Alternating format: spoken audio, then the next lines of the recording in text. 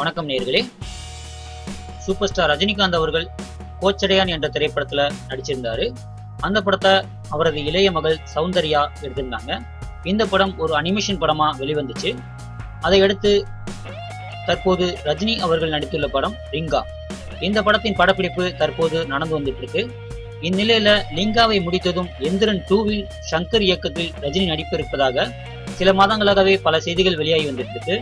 ஆனா இந்த நேரத்துல 3 வை ராஜாவை படங்களை இயக்கியுள்ள தனது மூத்த மகளான ஐஸ்வர்யா தனுஷ் இயக்கும் ஒரு படத்துல அடுத்து ரஜினி அவர்கள் நடிக்க இருப்பதாக தற்போது புதிய செய்தி வெளியாயிருக்கு. தற்போதைய ரஜினி படங்கள் எல்லாமே பிரம்மாண்ட பட்ஜெட்ல தயாரிக்க வருவதால இந்த படத்திலும் KS ரவிக்குமார் அவர்கள் பணியாற்ற இருக்காரு அப்படின்னு செய்தி வெளியாயிருக்கு.